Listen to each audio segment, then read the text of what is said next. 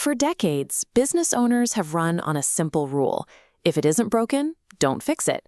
Stretching the lifespan of your heavy equipment seems like a safe way to protect profit margins, but holding on to aging hardware is financially toxic. The passage of the One Big Beautiful Bill Act, or OBBBA, has triggered a massive boom in U.S. reshoring and infrastructure. OBBBA is a 2025 federal tax overhaul designed specifically to incentivize domestic investment. This legislation has flooded the market with lucrative manufacturing and industrial contracts. To win those contracts, you need efficiency. When an old machine requires constant maintenance downtime, your overall capacity drops. You end up missing fulfillment deadlines, and those highly profitable new contracts go straight to your better-equipped competitors. You might look at your bank account and think you are saving money by avoiding a purchase. In reality, relying on obsolete equipment actively bleeds your market share and strangles your future revenue. The actual mechanics of OBBA make hoarding cash even more punitive. For 2026, the law permanently restored 100% bonus depreciation and pushed the Section 179 deduction limit up to $2.56 million. Section 179 is a tax code provision that lets businesses deduct the full purchase price of qualifying equipment immediately, rather than spreading it over several years. This chart shows the net cash flow comparison of acquiring new hardware. If you buy a $500,000 machine outright with cash, your reserves take an immediate hit.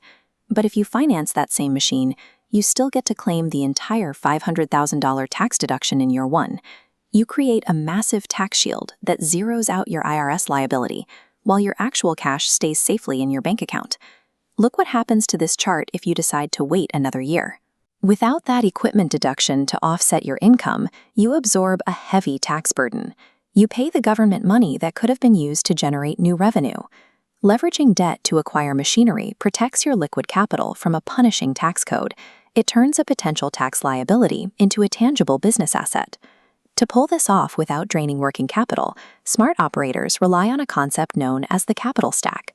The capital stack is the specific hierarchy of different financing types a business uses to fund its operations. The foundation of this stack is usually an SBA 7A loan. The SBA 7A program is the Small Business Administration's primary loan offering, providing government-backed funding with lower down payments.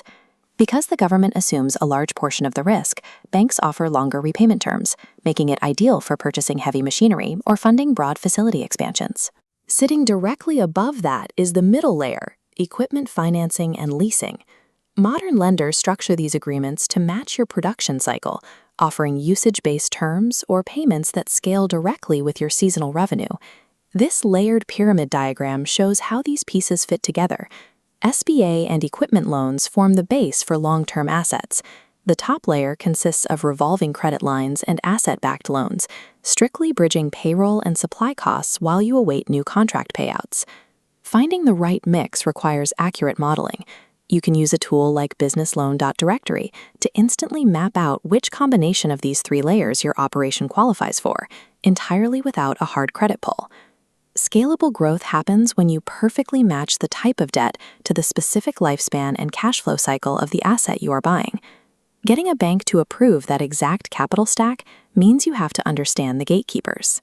In 2026, the criteria lenders use to evaluate businesses has adapted to the new tax environment. Banks are dealing with a mathematical paradox. When a highly profitable business utilizes massive OBBBA tax write-offs in year one, their official tax return makes it look like they are operating at a net loss. This flowchart demonstrates the institutional solution.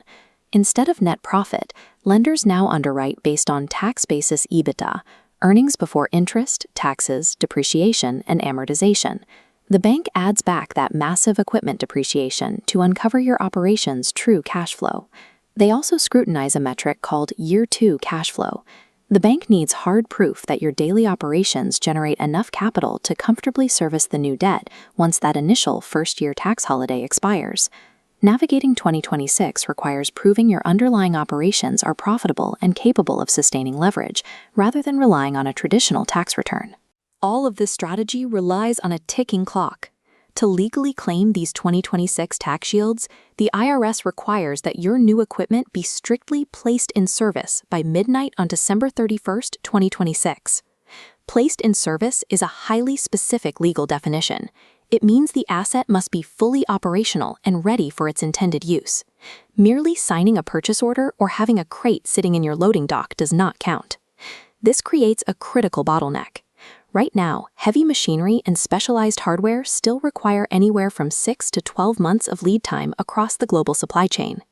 The strategy of panic buying equipment in the fourth quarter is mathematically impossible.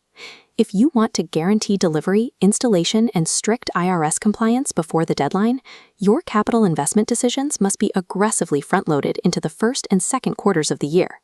You need to know your purchasing power immediately. Starting at BusinessLoan.Directory early in the year gives you the runway to evaluate real, actionable financing options before you have to commit to a massive hardware order. If you found this breakdown valuable, hit the like button and subscribe. We release weekly deep dives on business financing, credit strategy, and optimizing your cash flow. The 2026 economy rewards operators who use other people's money and federal incentives to subsidize their growth and secure market dominance.